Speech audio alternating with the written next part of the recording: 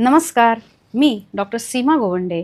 Homeopathy आणि holistic healing या आपल्या सिरीजमध्ये आपल्या सगळ्यांचंच अगदी मनापासून स्वागत करते.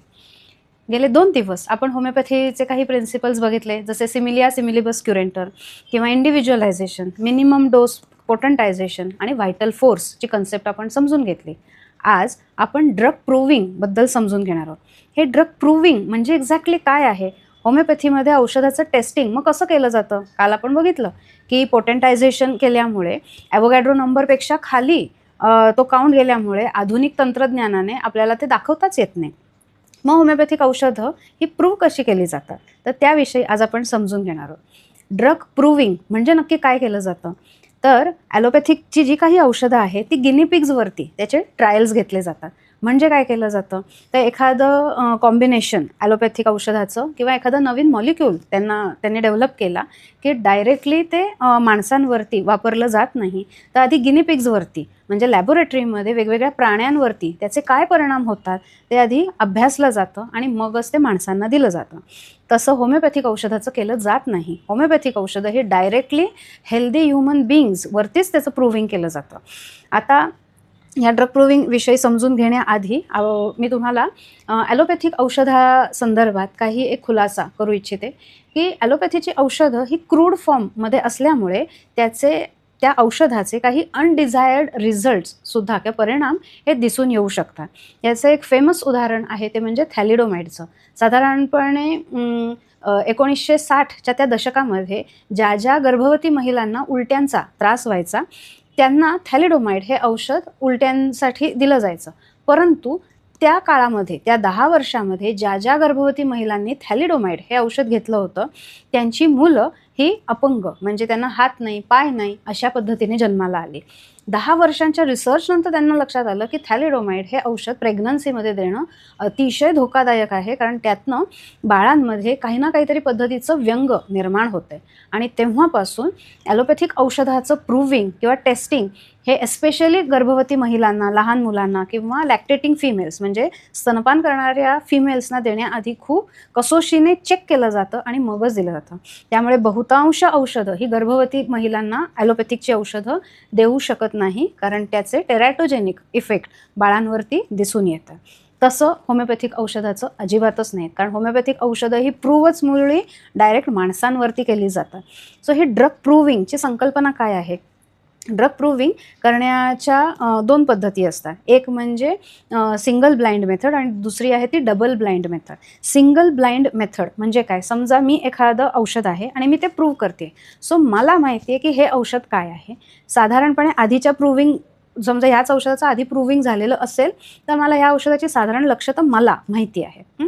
सिंगल ब्लाइंड मेथडमध्ये मी स्वतः एक्सपेरिमेंट करते की हे प्रूव्हिंग करते आणि मी 2 ग्रुप्स केलेले आहेत. एका ग्रुपला मी हे ॲक्च्युअल औषध देते आणि दुसऱ्या ग्रुपला मी औषध देत नाही पण सिमिलर सबस्टन्स काहीतरी की ज्याच्यात मेडिसिनल प्रॉपर्टी काही नाही, असं दोन्ही ग्रुपला मी ही औषधं दिलेली आहे. त्यांना ड्रग प्रूव्हिंगमध्ये होमिओपॅथिक ड्रग प्रूव्हिंगमध्ये त्यांना एक डायरी दिली जाते की सकाळी उठल्यापासून रात्री झोपेपर्यंत तुम्हाला कोणत्या वेळेला काय लक्षणं जाणवली.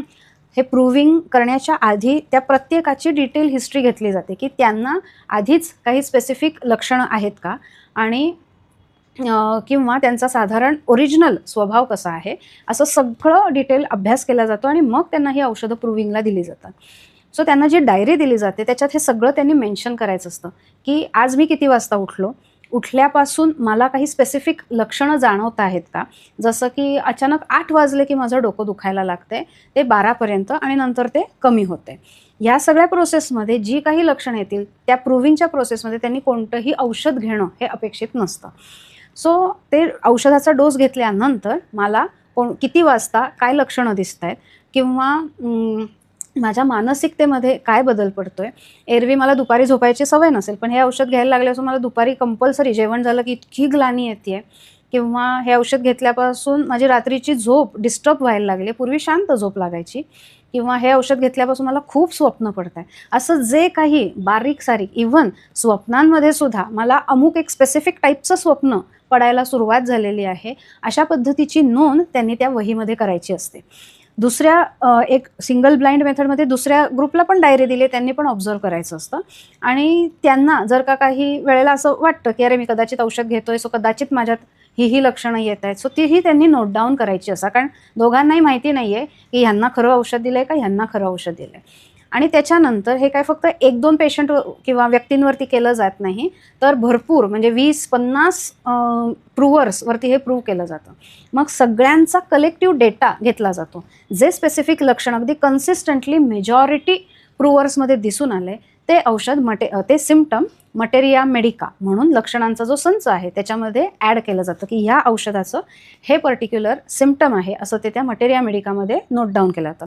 आता सिंगल ब्लाइंड मेथड काय करायची की ह्यांना जी काही लक्षणं दिसली ती खरंच या औषधांची आहेत का त्यांना मानसिकदृष्ट्या वाटली हे खात्री करायला म्हणून दुसऱ्या ग्रुपला की ज्यांना औषधच दिलेलं नाही आहे, प्लासिबो दिलेलं आहे, त्यांना हे अशाच पद्धतीची जर लक्षणं दिसली तर हे लक्षण ग्राह्य धरू शकत नाही, कारण हे इन जनरल त्यांना वाटलेलं लक्षण आहे. पण हे फक्त स्पेसिफिक ह्याच प्रूव्हर्सनं लक्षण दिसलं आणि यांच्यामध्ये अशा पद्धतीची काहीच लक्षणं नाही दिसली तर आपल्याला ते टॅली करण्यासाठी म्हणून ही सिंगल ब्लाइंड मेथड.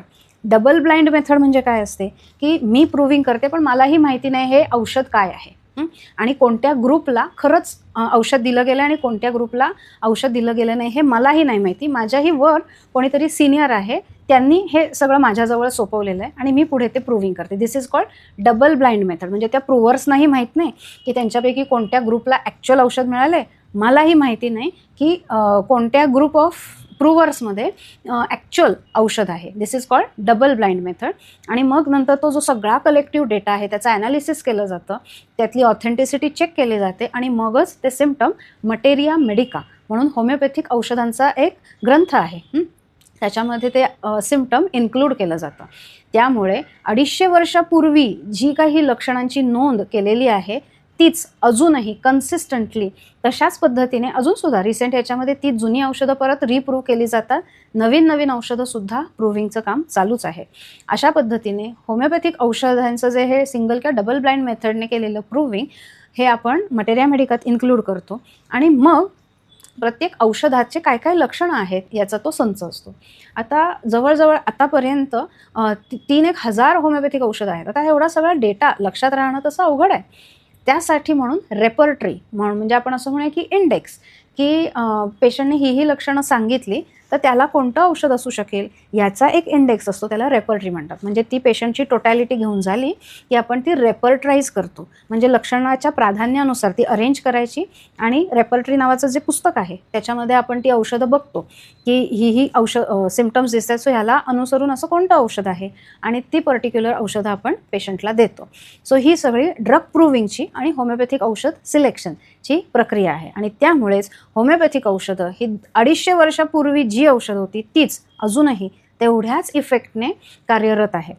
आता आपण उद्या बघणार आहोत की होमिओपॅथिक औषधाचे प्रभाव क्षेत्र म्हणजे काय की कोणत्या कंडिशन्समध्ये होमिओपॅथिक औषधं खरंच एकदम रामबाण किंवा इफेक्टिव्ह आहे आणि होमिओपॅथिक औषधाच्या काय मर्यादा आहेत. पहिल्याच लेक्चरमध्ये मी सांगितल्याप्रमाणे कोणतीच पॅथी ही परिपूर्ण नाही आहे. प्रत्येक पॅथीतलं जे काही चांगलं आहे ते घेऊन आपला उद्दिष्ट हे असलं पाहिजे की पेशंट बरा झाला पाहिजे. ज्या वेळेला जी पॅथी गरजेची आहे ती पॅथी वापरून पेशंट हिलिंग ही फर्स्ट प्रायोरिटी असणं पाहिजे. होमिओपॅथिक औषधांचे साईड इफेक्ट काही नसल्यामुळे ते आपण आबालवृद्ध कोणालाही देऊ शकतो, परंतु काही कंडिशन्समध्ये होमिओपॅथीचे सुद्धा लिमिटेशन्स आहेत, ते आपण पुढच्या भागात बघणार आहोत. तर तेव्हा तुम्हाला सगळ्यांना हे पूर्ण वर्ष इतकं आरोग्यपूर्ण जावं अशी मनापासून ईश्वरचरणी प्रार्थना करते. आपण सगळे मिळून एक आरोग्यपूर्ण जीवन जगूया, त्यासाठी तुम्हाला सगळ्यांना खूप खूप शुभेच्छा. धन्यवाद. आता